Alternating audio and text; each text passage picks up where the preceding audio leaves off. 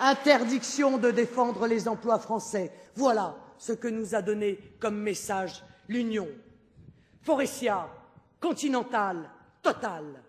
Pas un jour ne passe sans voir les témoignages bouleversants de ces ouvriers qui ont souvent fait toute leur carrière dans ces entreprises et qui se voient chassés du jour au lendemain. La feu ANPE pourra bientôt reprendre le slogan du loto. ANPE, à qui le tour?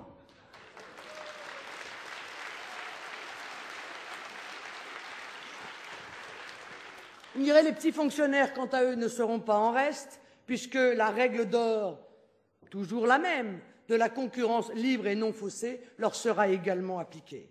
Vous savez, la fonction publique débarrassée des influences trotskistes qui la paralysent, intelligemment réorganisée, aurait pu donner le meilleur d'elle-même.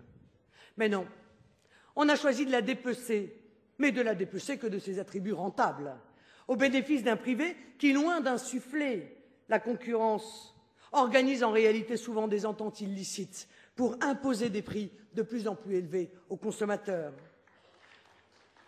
Les ententes dans la téléphonie qui viennent d'être condamnées avec des sanctions par ailleurs dérisoires par rapport aux bénéfices que ces ententes leur ont rapportés. Les renseignements téléphoniques en sont un bel exemple. C'est bien plus cher que notre ancien 12, vous savez, le 12, ça marchait bien. C'était pas très cher, ben aujourd'hui ça a été remplacé, c'est beaucoup plus cher. Mais ils ont immédiatement, et de surcroît, délocalisé leur plateforme téléphonique en Turquie, au Maroc. Donc en réalité, on se rend compte que ce ne sont plus des entreprises de renseignement téléphonique, mais de vraies agences de voyage. Vous téléphonez au renseignement, vous voyagez gratuitement. Le constat est cruel pour la France.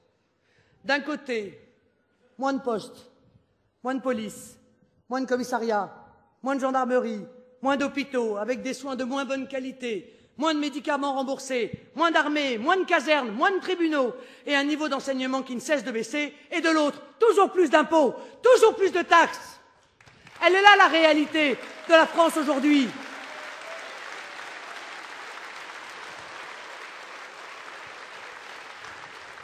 Les Français doivent être lucides.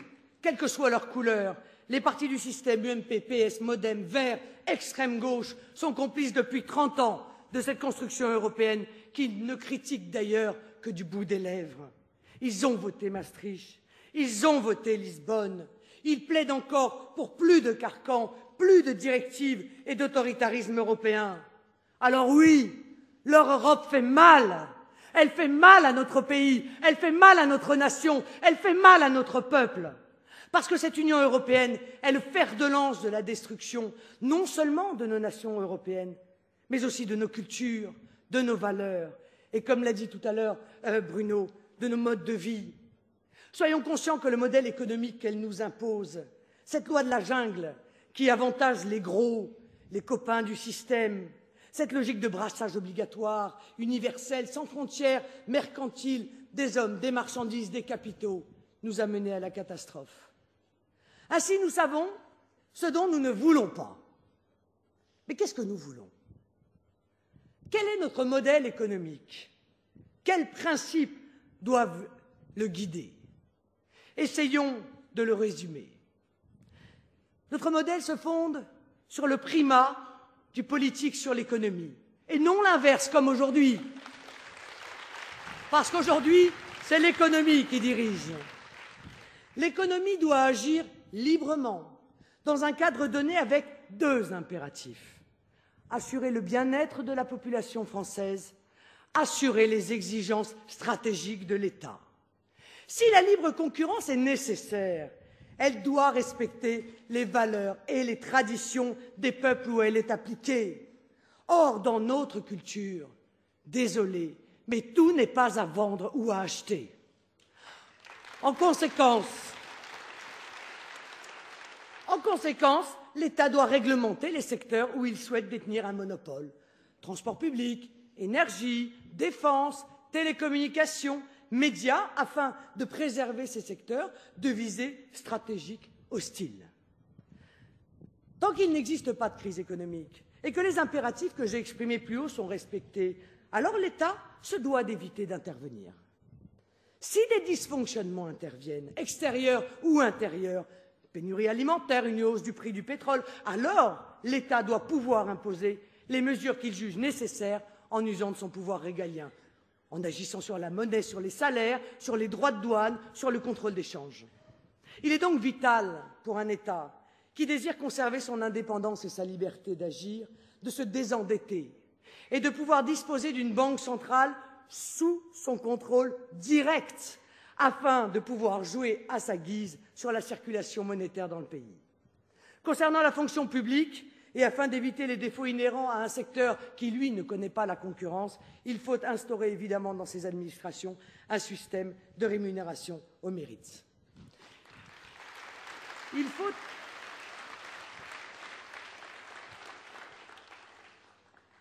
faut enfin, mes chers amis, fixer des principes de bon sens.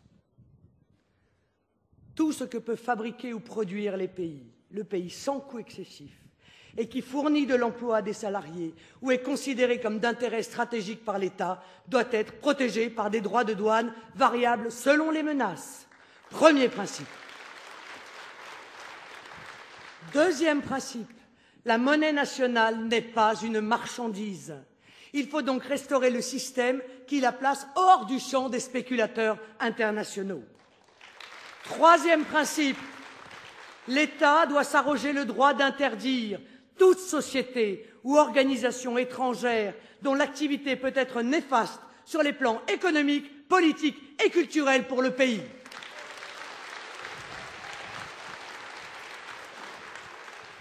Quatrième principe, l'impôt doit être juste et équitable et toucher proportionnellement toutes les classes sociales, sauf les plus démunies, en évitant de taper trop fort, évidemment, sur les hauts revenus. On sait ce qui arrive quand on tape de manière trop répétée ou trop fort.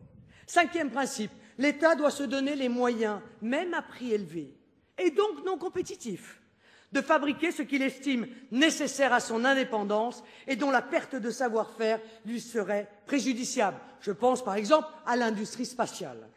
Sixième principe, on peut envisager un principe de bon sens qui consiste en un fonctionnement en cercle concentrique.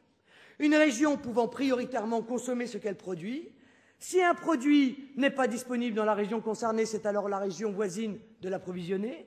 Si aucune des régions du pays ne produit le bien recherché, il sera importé, de préférence d'un pays avec lequel il existe évidemment des accords bilatéraux d'échange.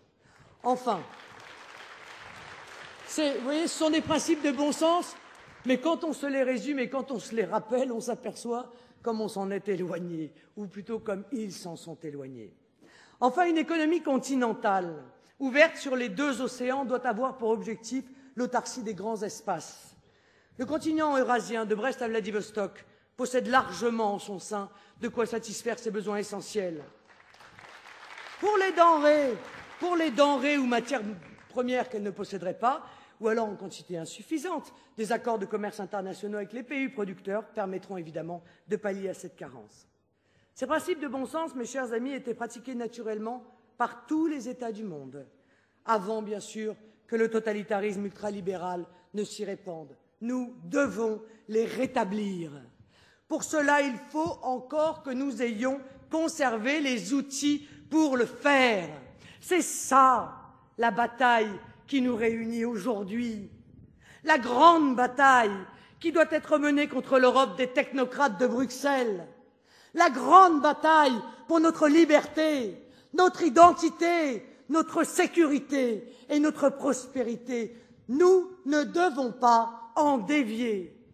Mais d'ailleurs, pouvons-nous en dévier, puisque, comme Jean-Marie Le Pen aime à le rappeler, notre sillon est droit, car notre charrue est accrochée aux étoiles.